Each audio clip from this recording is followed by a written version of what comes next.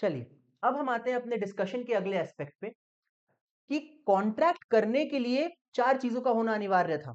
एक तो ऑफर, एक एक्सेप्टेंस, एक समथिंग इन रिटर्न, और क्या कॉन्ट्रैक्ट एक्ट द्वारा बताए गए रूल्स हमने फॉलो किए हैं। तो अभी हम बात करने वाले हैं सबसे पहले एस्पेक्ट की, जिसका नाम है ऑफर।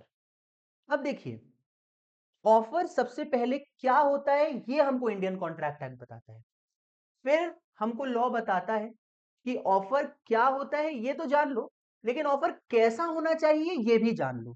मतलब दो क्वेश्चन हमको कॉन्ट्रैक्ट एक्ट आंसर करता है। क्या? ऑफर क्या होता है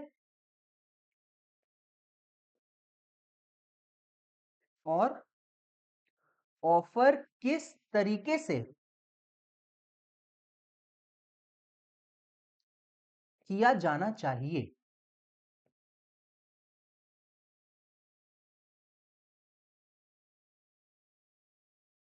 अब याद कीजिए हमारी सबकी फेवरेट मूवी थ्री इडियट्स, उसमें प्रोफेसर साहब ने पूछा था मशीन का डेफिनेशन। चतुर ने खड़े होके रट्टू तोते की तरह पूरा डेफिनेशन बोल दिया जो हम सबके सर के ऊपर से गया।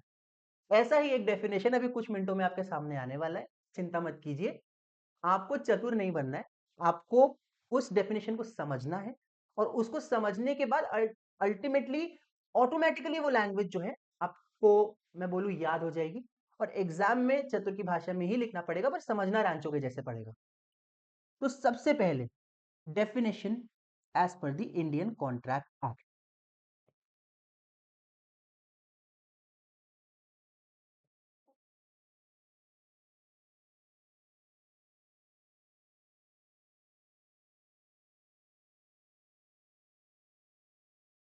डेफिनेशन आपको बताने से पहले सबसे पहले मैं एक एग्जाम्पल लेता हूं छोटा सा।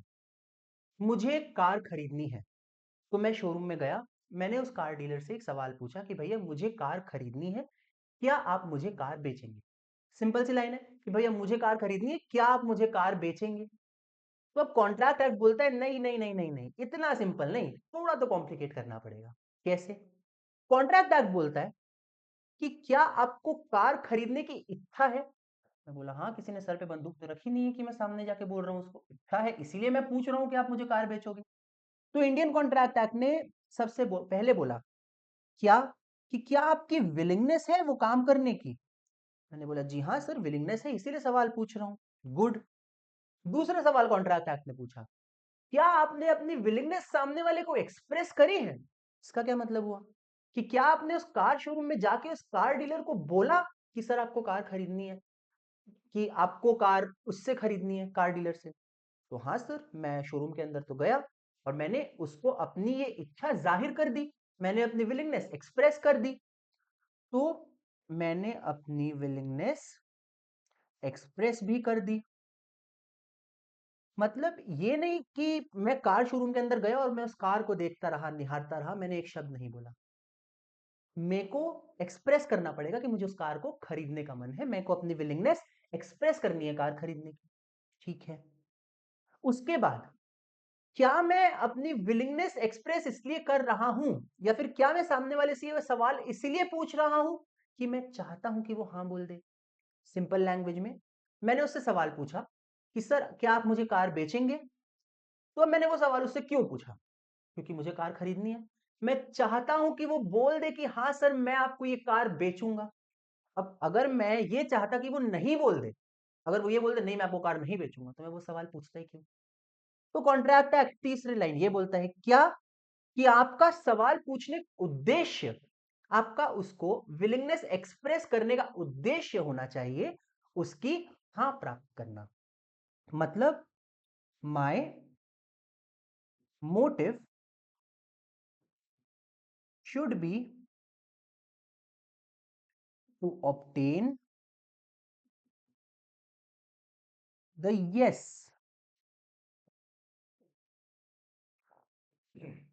of such other person। भाई एक सिंपल सी बात को ना गोल गोल घुमा घुमा के केवल और केवल कॉम्प्लिकेट किया गया है। सिंपल सी बात है कि मैंने सामने वाले से एक सवाल पूछा, सर क्या आप मुझे कार बेचेंगे।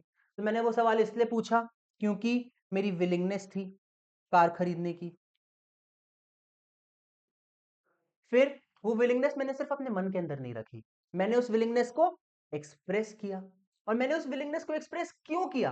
क्योंकि मैं चाहता हूं कि सामने वाला हाँ बोल दे, सामने वाला मेरी विलिंगनेस को पूरा कर दे। तो अब इस सिंपल सी बात को घुमा घुमा के लिखने की निंजा टेक्निक दी गई है कॉन्ट्रैक्ट एक्ट के अंदर, जिसमें यह कहा गया है कि when one person signifies to the other, signifies का मतलब होता है एक्सप्रेस, ये अपन ने ऊपर देखा ना भी, एक्सप्रेस करी मैंने अपनी विलिंगनेस। तो when one person signifies to the other his willingness,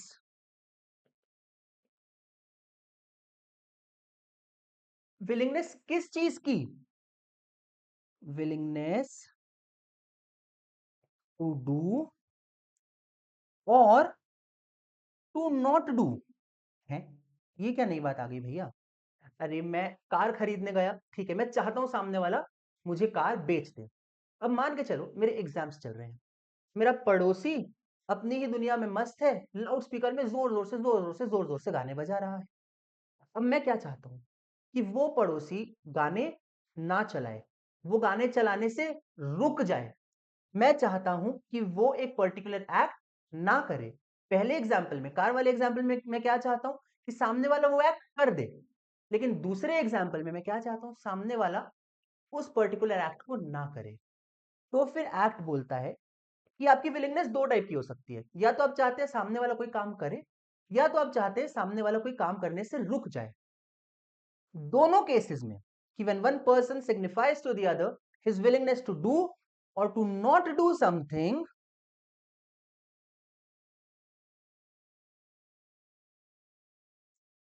with a view to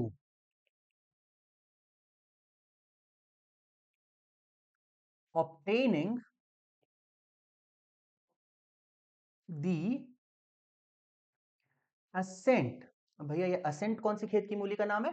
assent का मतलब है सीधी सी सीधी बात yes। to obtain the yes of such other person,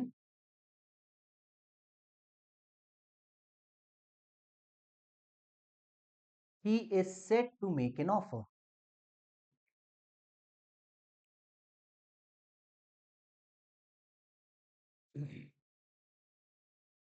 एक बार अब इसको अगर हम लोग साथ में जोड़े, तो when one person signifies to the other his willingness to do or to abstain from doing something, जो मैंने यहां पे लिखा ना to not do something, इसी को थोड़ा और टेक्निकल लैंग्वेज में लिख दिया क्योंकि बच्चों को चैन से सोता देख के हमारे लॉ मेकर्स को नींद नहीं आती। तो टू नॉट डू को to abstain from doing something कर दी, मतलब वही है, टू डू और to abstain from doing something with a view to obtaining the assent, to obtaining the yes of such other person, he is said to make an offer। तो देखो यहां पे तीन बातें हो गई फिर से, विलिंगनेस है, विलिंगनेस एक्सप्रेस करी, और विलिंगनेस एक्सप्रेस उस इंटेंशन से करी कि सामने वाला हाँ बोल दे। और अगर ये तीन चीजें एग्जिस्ट करती है, ये डेफिनेशन अगर मीट करता है, तो आपका कॉन्ट्रैक्ट, कॉन्ट्रैक्ट कॉन्ट्रैक्ट तक तो पहुंचे नहीं अभी तक हम। आपका सिर्फ और सिर्फ ऑफर हुआ है। कॉन्ट्रैक्ट होने के लिए क्या क्या होना चाहिए? ऑफर होना चाहिए, एक्सेप्टेंस होना चाहिए, बदले में कुछ होना चाहिए, और कॉन्ट्रैक्ट एक्ट के रूल्स फॉलो होने चाहिए।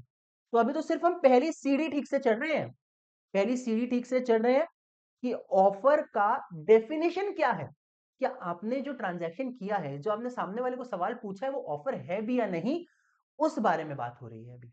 अभी तो बहुत लंबी ट्रेन है, बहुत लंबी जर्नी है अभी। तो अब अगर हमको ये समझ में आ गया है, तो हम आगे बढ़ने के लिए तैयार हैं।